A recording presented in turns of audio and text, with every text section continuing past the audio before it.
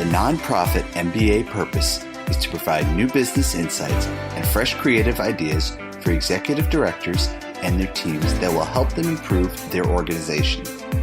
Here is your host, Stephen Halasnik. Welcome, everyone. My name is Stephen Halasnik, and as usual, I am your host for today's Nonprofit MBA podcast. For those of you who don't know me, I'm also co-founder of Financing Solutions, and we are the leading provider of lines of credit to small nonprofits in the United States. If you're interested in looking into a line of credit for your nonprofit, it's a very popular product. Please visit our website at nonprofitmbapodcast.com. Again, that's nonprofitmbapodcast.com. And we have a sponsor for today's podcast. It's Arraize Fast Fund Online.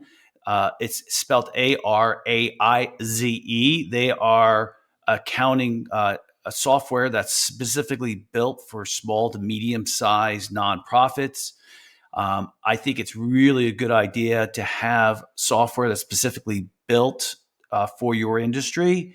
And that's exactly what Arraize does. One of the nonprofits that I'm a board member on uses Arraize. We switched over to them after they were using QuickBooks, which didn't really do a good job for us. So if you're interested in learning more about Arraize, please go to their website at araize.com or call 866-840-7449 and you can talk to Joe. And today I am very excited to be speaking with Lisa Greer from Saving Giving.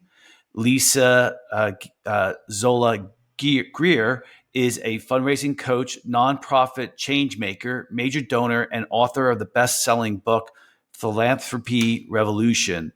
Lisa is on a mission to save giving by providing a clear path to success, supported by data, statistics, and interviews.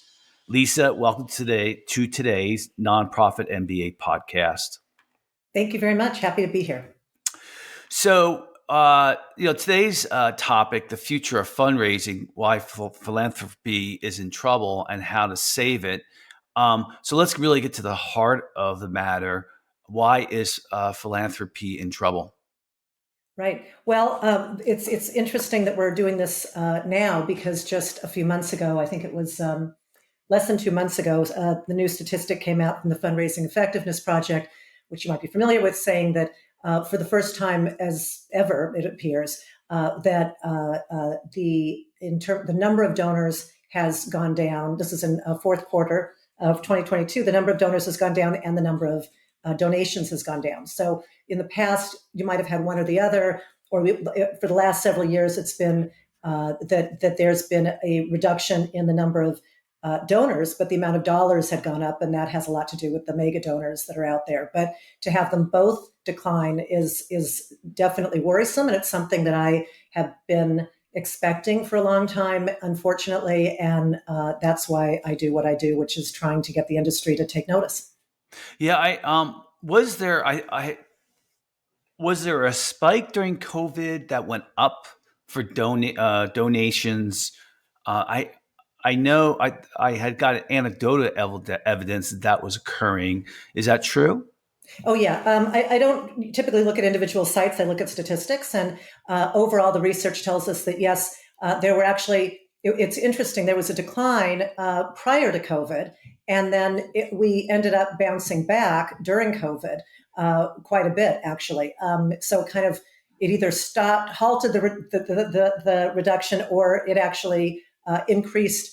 Revenue was increasing, or number of donors. So definitely number of donors increased during COVID. People gave, many people gave for the first time ever, because obviously, having a 100-year pandemic is a big deal. And so that brought a lot of people into the sort of fold of giving. And unfortunately, not a whole lot was done with them because we're using archaic methods in terms of fundraising. So those people weren't really cultivated.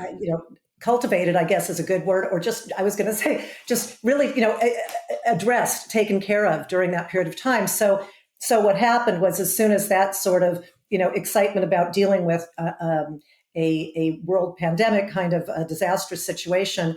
As soon as that went away, what they say at this fundraising effectiveness project report and several other reports recently is that we just ended up going back to where we were, say, in February of 2020, and then that decline continued. Yeah. So it's pretty depressing. Yeah. Yeah, you know what? My guess was if you'd asked me 2 years ago, I mean, I can look really good by saying this now, but that's what was going to happen. That we were going to see a spike, and then it was going to come back down again. So, I mean, it's just that people. It's just things run in cycles. That's what I've learned, and so I kind of would have expected that. You know, I think every year, I mean, this is like my 6th year of doing these podcasts, and every year or two, I have somebody like yourself who is talking about the change that's going on in philanthropy, and a lot of times it must have been 5, 6 years ago when I had somebody on who was basically saying that philanthropy has been, getting more and more about the 3% of the top earners in the United States, and then the rest of it's shrinking. Is that still true? No, it's actually not true. It sounds like it would be obvious, and that is true occasionally. But overall, it's really the middle range donors that have been increasing, and I think it's a lot of these younger donors who are younger, want to give for the right reasons, and are starting to give, and then they've hit a brick wall, and which is where I see the problem. Yeah, my guess too is that there's a lot more tools and avenues to get to other donors that are lower, that are not the 3%, more efficiently and effectively, and get them in that cycle. Is that your opinion too? Yeah, tons of tools, and I've been at a couple of conferences recently, and heard over and over again that something very strange, which is that the senior fundraisers at a lot of large organizations are actually Luddites and don't even know how to do an Excel spreadsheet. Which you're not, so I guess you're not surprised. I was shocked. I was just astonished. And so when you bring in other kinds of tools that are dealing with, oh my gosh, go all the way to AI, they just don't want. They'll just say no, no, no, no, no. Stay away, not into that. But even just segmenting your database is something that people, for some unknown reason, in this sector, where it's done every day in almost every other sector I can think of, there's a reticence to add that to our mix here to help us do better. So consequently, people who want to give are being left by the wayside. They'll give once or twice, and then this recurring, the thing that has declined more than anything is the number of repeat donors. So that's just it just keeps going. Even during COVID, that just kind of kept declining, and that's it's really awful, because behind those statistics are people, and these are people who want to give. Like I said, they want to give for the right reasons. They start to give, and then the rules that have been created about 100 years ago, honestly, in this sector, kind of come and bite them and say, no, no, no, you're not old enough, or you're not white enough, or you're not this enough, or you're not a man, or you're not whatever. And then they say, oh, maybe I shouldn't be doing this. Maybe this isn't the right place. Maybe I don't know enough about it. And then they stop giving, or more often they'll put their money in a donor advised fund and say, okay, maybe this will change later, and I'll try then, because I'm just not getting. It's not even traction. I'm not. It's not a satisfying experience, and I'm being, in a lot of cases, not even thanked, and that's just awful. Well, last episode I talked about a situation where I raised and donated a lot of money, and that was the problem I've had too. And so what's really, it kind of squashes what I was thinking before, and that is, yes, are there tools to reach your donors or people who could be donors? Yes, but I also think there are a lot of tools out there that are helping people run their organizations should be very effectively and more productively. And I'm talking about the smaller to mid-size nonprofits. Those tools now have come down in price, where it's very and almost sometimes free for smaller organizations. And the excuse for not paying attention to renewing donors who are donating money is inexcusable, really. Right? It really is. I mean, you should be looking at your existing donor base, but well before putting all the effort into getting those people to renew before you're going to go out and get new people. Which is crazy that people don't see that. I mean, I don't, when you find new donors, you're working to find new donors. Oh, I have to go find some new people. You give them your sales pitch, and at the most, 2 out of every 10, at the most, will come back the next year and give again. So 8 of those 10 people are going to say, "Oh, not a good experience. Not interested." And I think some fundraisers can't help but blame those people and say, "Oh, well, they weren't really into it anyway." But I don't think that's it. I think that might be the case with a couple of people, but I think for the most part, it's just not a satisfying experience. When you ask about impact and people kind of blow you off and don't want to talk about that, or when you find out that you were expected to give the second year and you're expected to give more and nobody told you those rules at the beginning, it's really tough. And we now have a situation where we have a world where a lot of people are giving in a lot of different, a lot from a lot of different ethnicities, a lot of different ages, a lot of different genders. I mean, there was just this incredible report that came out about a year or two ago at Dartmouth, where a number of women who were alumni. Are you familiar with this by chance? No. I don't. It's just when I tell you, you won't believe it. But so this woman was an alum of Dartmouth, worked at Goldman Sachs, had done very well, and for some unknown reason, her husband was getting solicitations from Dartmouth all the time. She was being completely ignored, and for 20 years. And I would have just said, forget it. I'm not giving money to Dartmouth. She instead decided, this woman just has a huge heart, evidently, and is very positive. And she said, I'm going to go to the chancellor or the dean, and I'm going to go get a group of women together and say, look, women are a force and women can give and women do have money. $384 million later, a couple of years later, she had raised all from women, by the way, almost all alumni.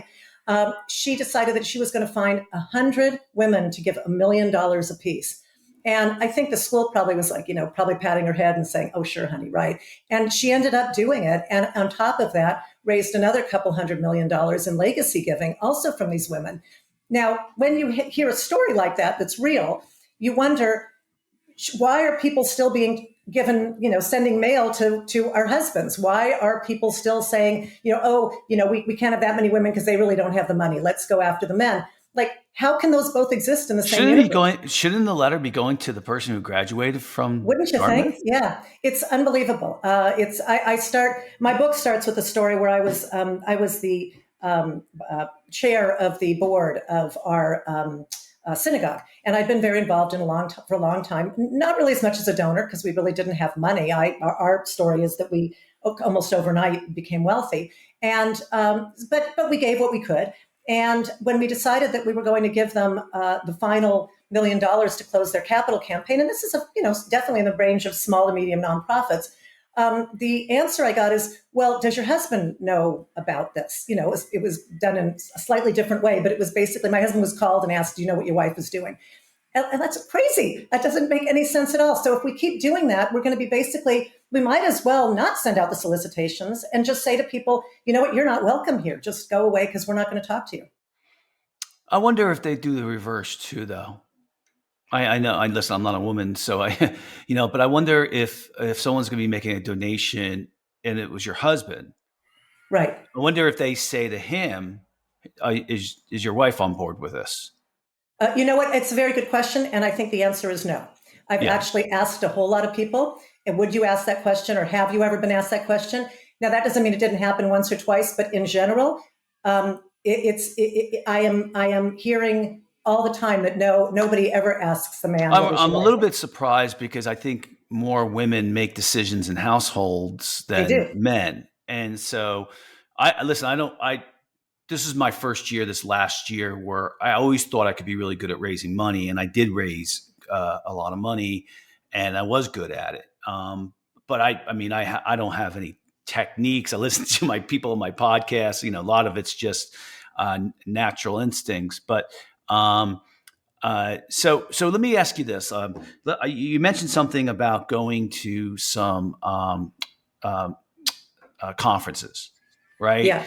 Which is within the last year. That's coming back again, right? I hope it is. Oh yeah, big time, big time.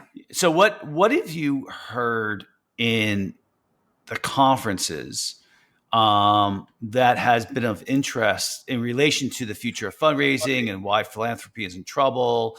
Outside of your book, well, we're going to get to that in a little bit. Sure, But sure. what are the current trends that you're hearing in regards to kind of that subject matter? Yeah.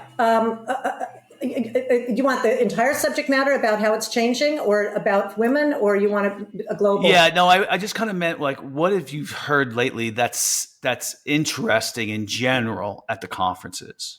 Yeah. Thank you. Well, some of it's interesting in a negative way. Some of it's interesting in a positive way. I think that personally, recurring giving has been proven over and over again in the for-profit world, and for some reason, there is this unbelievable block reticence to embracing recurring giving in this world, which I just find crazy. So the most recent big conference I went to, the AFP Icon conference, I went and looked at kind of who was in, how many people were in each room, and they had a lot of different seminars at the same time.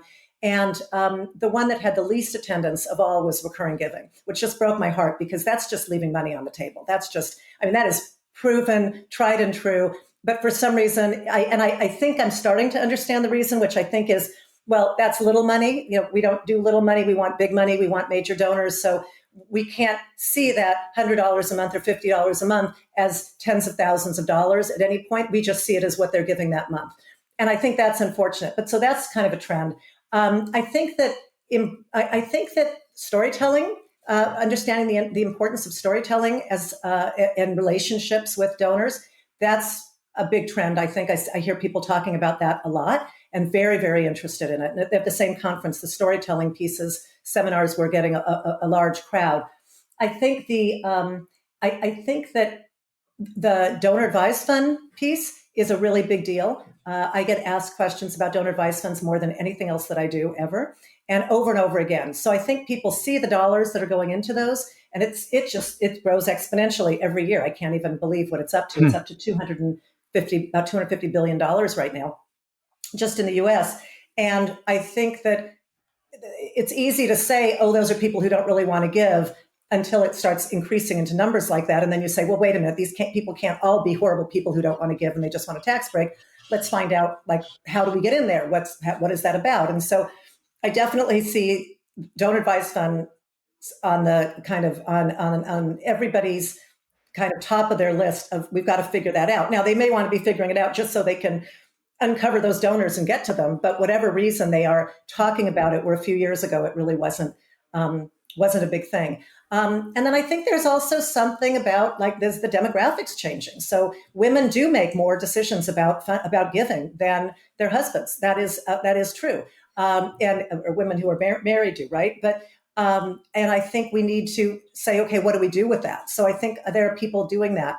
I think that the younger and mid-level fundraisers in the sector are looking at the way things have been. This is overall, I think they're looking at the way things have been done and the way they were told to do things. You must do an ask. You must do this. You must go out and take 20 people to lunch a month. You must call 150 people. I think they have almost an innate understanding that doesn't feel right, and that maybe having a relationship does make sense. So I'm excited about that. I think that's what we need to do. We now need to get the senior people to understand that change has happened in the world around us. Like you said, the tools are there. The interest is there. We just need to figure out how to bring that all together to sustain our sector and grow it. Yeah. Now, what year did you write your book? Which I'm looking for the name. Yeah, the name of 2019 it. and 2020, Yeah, Philanthropy Revolution. Yeah, 2020, 21. Came out about 3 months after COVID started. Okay. And so, how far out in the future were you talking about the future of fundraising in that book? Oh yeah, absolutely. And so how far out did you look when you were talking about, the future of fundraising? Yeah, and thank you for that question. The reason why I wrote the book is specifically that I encountered some uh, information, some stories, and things of people who had. It really started with a major donor here in Los Angeles who had passed away, and he was about 96, something like that, years old. Had a wonderful life. People knew who was going to be taking over his financial situation, all that kind of thing. And we heard the day after he passed away that he had given that one of the large institutional nonprofits here in Los Angeles. He was told that he told actually my husband that 60% of their revenue had come from this one guy, and I was alarmed by that, and I Me thought, too. Yeah. regular business that wouldn't be okay. So even if he was embellishing, even if it was 30%, it only takes two or three of those to basically kill tons of organizations. And I say tons of organizations because this was an institutional funder that regranted to organizations that been regranted to other organizations. So I estimated that about 1,000 organizations were in danger if one or two more people passed away at that age, were in danger of all of a sudden not getting a check that month and being out of business. And I can't see, I can't, when I saw it, I decided I couldn't live with what I could see in the future. Not that I'm a future, not that that's what I do, but I could literally feel it, that if a few more of these guys go down, if they are in fact funding organizations to that extent, then all of these little organizations are going to are just overnight. They just won't get money anymore. They will be gone. And so I looked at the major donor lists of many of the big institutions around the country to see who their donors were. And I found out that they were kind of the same people over and over again, a lot of the same people. And the average age was about 80, 85 of those people. So then I thought, well, we probably have, when we look at the math, right? And we probably have, at that point, I was saying at the most 8 to 12 years when I started the book. I think now it's much less than that. That if we don't bring in new, younger donors, then that situation that I just described could actually happen. And so it is, I think it's a crisis. I think that it's absolutely critical that we go after all of these other people who are being ignored. And when I say that, I'm saying that from experience. When we came into money, we were completely ignored as well. In fact, we tried to give a very large donation to our local medical center and hospital, and they ignored me for 7 months, basically. They'd make a call or two, and then they'd go away, and then because they didn't believe that we actually had the money, and they just didn't even bother checking to see if we had the money, which is public information. So we know that there's loads and loads of people like me who have, through stock or through tech or through whatever it is, have become wealthy where they weren't before. And it is inexcusable, I think, to not be aware that those people are there and that we need to bring them into the fold of giving, teach them how it's done, and pay attention to them. But I did talk to a dyed-in-the-wool major fundraiser during this time when I realized this, and I said, well, why are they not doing that? And she said, because it's easier to just go to the old guys and ask them for a little bit more money. Well, okay, but that's not going to keep us in business long term. Yeah, I haven't done it. This is what I've learned over 30 years in business. It's longer than that, but my own businesses. But the 80-20 rule applies to everything. And that is 80% of the money you raise comes from 20% of your people. Right. So if I'm running a fundraising effort, do I put, then listen, let's face it, time is a limited resource, right? So where am I going to put my time? I'm going to put my time into the aging group of people, 55 and older, who have made their wealth and are continuing to and are now going to potentially move that wealth over into a charity. And that's where I want to put my time. Now, I would say maybe 80% of my efforts going to go into our initiative into that area. And then 20% I'm going to use new technology to try to reach younger people with reoccurring donations. Where am I wrong in that instinct? Yeah. Well, and again, thanks for that. I've never heard anyone put it that way, but you're exactly right. At this conference, I actually heard someone speaking who said 95.5, and that you should only put 5% into the rest. But there's a premise there that's a little bit not correct, which is it used to be that the older you were, the more money you had, and that people who had a lot of money were older. But go look right now at our tech titans and people who are around, in the news every day.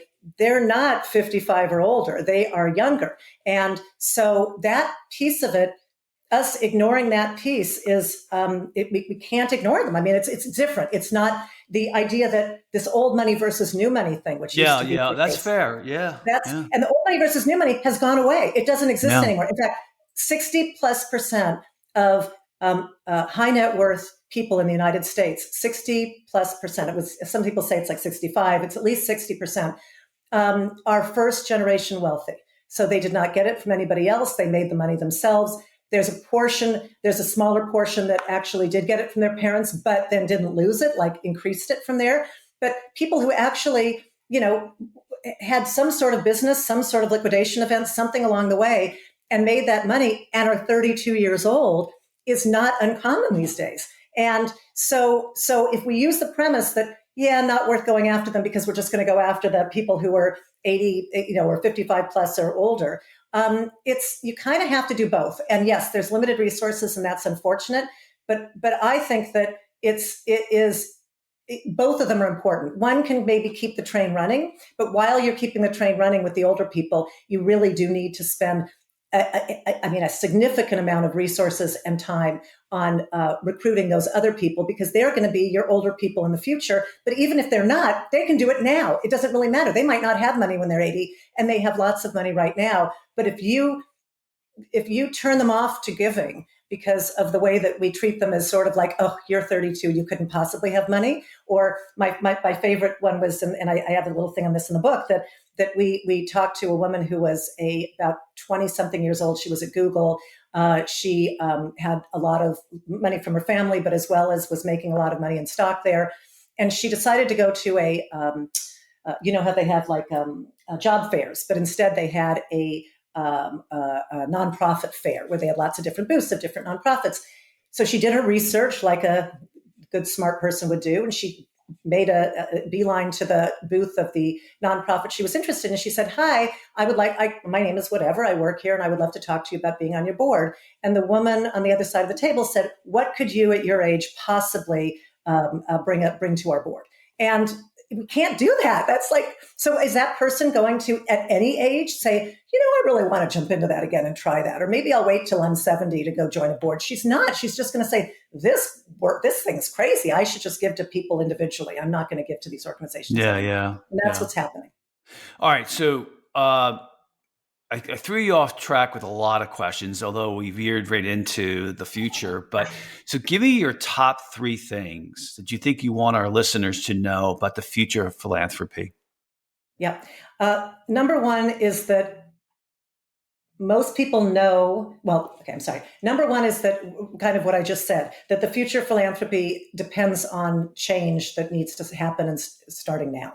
So that's one thing. The second is that most of the ways that we need to change the way fundraising is done are incredibly obvious if we can get the preconceived notions out of our heads. That if you think, and the way that you do that is you say, how would it feel to me? Because if you believe, as I do, that everybody is a donor, everybody, forget how much money you have, even the person who's the homeless person on the street has given a blanket to somebody, everybody's given something. And once you can say, we've all been donors, how does this feel?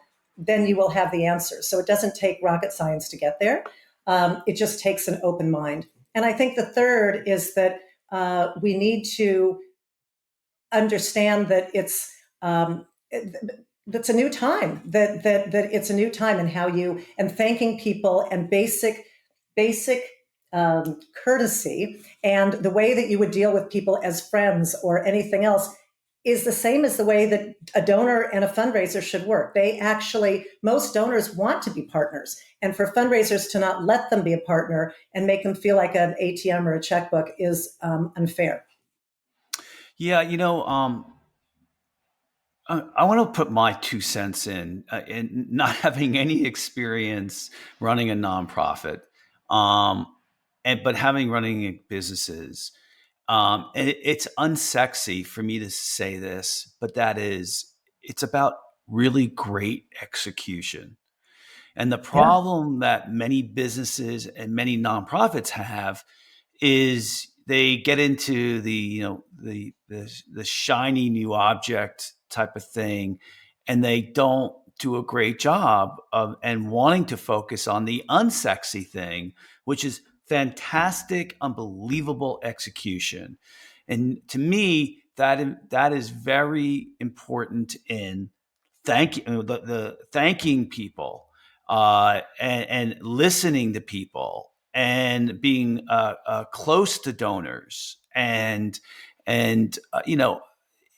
if I think you if I were to pick one thing that I hear over and over and over again, and maybe it's because I used to have this one employee who would come into running in my office telling me that the fires, that something's burning because one of our clients said we're doing something wrong, right?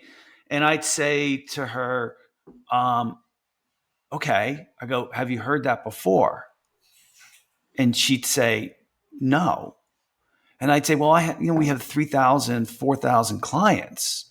When I start hearing it over and over again, then it's a major issue. So, I think sometimes with the thank you thing, you have one person who got slighted, right? And now all of a sudden the whole industry is up in arms. And I can't answer that for every nonprofit, but my guess is I do hear it enough to know that you have to cross that one off your list. Would you agree with that? That one meaning thanking people? Yeah, having a whole, what I'm talking about is process. And that Yeah, is, no, you have to. And it is, everything that I've said to you is not just my experience. The only things that are my experience are the ones where I said that's my experience. But it is unbelievable, including you. I can add you now to the list. That every time I do these kinds of things, the person on the other end says, "I had a situation where I gave money and I wasn't thanked." That's just not okay. And you're right. That's not even big execution. That's just basic stuff. And the idea that we're not doing that, and that I've seen lots of chatter online from people arguing about it, that, oh no, they're donors, they have more money, so we shouldn't thank them. This is just basic 2-year-old courtesy. And if we can't do that, then how in the heck are we going to do the rest of it? So that just is, it is a rampant problem. It's not a few people, but that is absolutely something that I hear over and over and over and over again, as well as people having really dramatic, unpleasant experiences with fundraisers. I mean, they have pleasant ones too, but long term, to find people who say, I've given and I've given again and I've given for 20 years and I love it. I just love those people and I'd like to find more of them, but there's plenty of people who say, I gave for a year, I gave for a few years, and then I just didn't feel connected anymore. I wasn't getting anything out of it. I asked them a question they wouldn't answer. And so I moved on to somewhere else and did the same thing again for a few years. And that's really common. Yeah, and I'm talking about really building a process that you really can execute well on your thank you philosophy. Yeah. Listen, it sounds easy. Oh, to say thank. Oh, they're like, well, oh yeah, well, we said thank you in the newsletter the other day. Oh, or not a newsletter, in an email the other day. There's different communication methods. There's different ways that people want to be thanked. There's different levels. People, you mentioned storytelling. People also want to hear in different methods about what you're doing. Don't assume, right? It's all those things that I think, and I would say is, if you're really looking to if before you go out and get new donors, I think that you got to really fix that thank you part, right? Yeah, I think and it's very simple. I have a simple answer for that, which is not high tech. It's kind of low tech. Maybe it's kind of mid tech, and that's that anybody can do an online survey from anywhere very quickly, right? You know that. You can do SurveyMonkey, but there's a whole bunch of others. Sometimes the survey piece is even included in whatever software you're using. But it's easy, it's free generally. Anybody can do it, and it'll take you minutes to an hour to set it up. So when people say to me, well, I'm thanking people, a big giant discussion about what color ink should I have on the thank you note. And I say to them, we don't know if they care. I mean, you're deciding that for them. You're assuming for them that that's something they like. Why don't you thank them in the way that they want to be thanked? And then they will say to me, how do I find that out? I don't understand. And the answer is, you want to guess what the answer is? Yeah. No, do I want to guess? Yeah. Ask them. You just ask them. That is the big thing. Just ask them. And people know how they want to be thanked. Everybody knows that. If someone asks them, I have never been asked that question. Never. How often do you want to find out about our success towards our mission? Ask them that question. And people say, oh no, well, we always do it this way, that we send you an annual report. That's not answering the question for me. That's not helping me. And it is amazing that when you ask those questions, and I have loads and loads of organizations who've done these surveys, 4, 5, 6 questions, including how do you like to be thanked? How do you like to be addressed? Right? You don't Dr. and Mrs. or Mrs. whatever it is. People know how they want to be addressed. And when you ask those questions, you get 2 benefits from this. A, you get the answers that you then, of course, have to then put into databases and organize them and follow through on what the people want. But the second thing that happens, which is really incredibly cool, is the people become more attached to your organization because of the fact that you ask them, which means you see them as an individual human being. Yeah. And that is really strong. And there's not a lot of other ways of building that so easily. So that's something that every organization can do. Yeah, I love the idea of the survey. I think you're absolutely onto something and right. And that is, are you listening to and soliciting feedback and criticism? Are you out there really, like something as simple as of having a suggestion box on your website?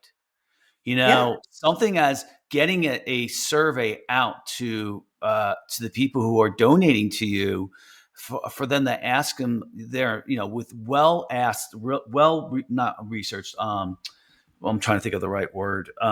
Formulated questions. If you get ahead of the game like that, then you really reduce the dissatisfaction with your organization. And so I think when I'm saying thank you, I think it revolves around customer satisfaction, which is, really, really critical. So, Lisa, I'll give you the last word as to, or last thing to say, because we really kind of got to wrap this up. But what would you leave our listeners with as far as the thoughts go in general? I'll say 2 quick things. One is, don't assume. Think about the funny thing that people say assume stands for. Just assuming is not going to do you any good. Assuming things about your donors isn't fair. And it's not, in today's world, assuming that a 32-year-old doesn't have money because they're 32 or that a woman doesn't have, that's just doesn't get you anywhere.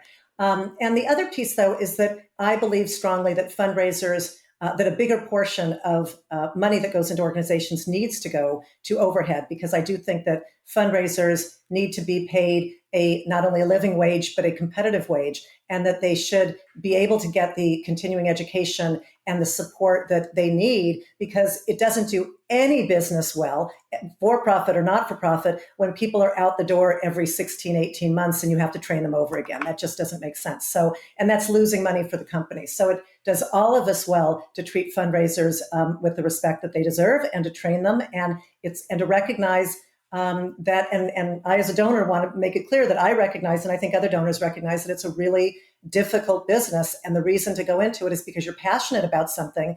And for that, you should be supported. Good stuff. I'd like to thank so very much Lisa Greer from Saving Giving for coming on today's podcast. And if you like today's podcast, please feel free to share it with a friend, and also subscribe on your favorite podcasting app. If you like today's podcast, please give us a 5-star review on your podcasting app. It really helps us get the word out. And of course, if you're looking for a line of credit for your nonprofit, please visit our website at nonprofitmbapodcast.com. Lisa, if anyone wants to get a hold of you, how would they go about doing that? Thank you. LisaGreer.com, LISAGREER.com. And you can then go on to my tip of the week that comes out every Monday, my newsletters that come out every 2 weeks, and my book and other things that I write. So please do go to lisagreer.com. Great. And again, I want to thank our listeners, just not for just being our listeners, but also for trying to make the world a better place.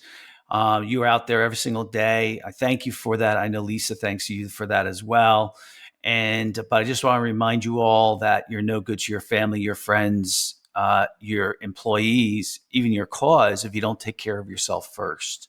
So this is a marathon, not a sprint. So make sure you're every day you're thinking about what you need to do to take care of yourself first, and then your family and your kids and your employees and your cause can come next. Other than that, everybody have a fantastic day. Thank you for listening to the Nonprofit MBA podcast, and have a great day. See you later.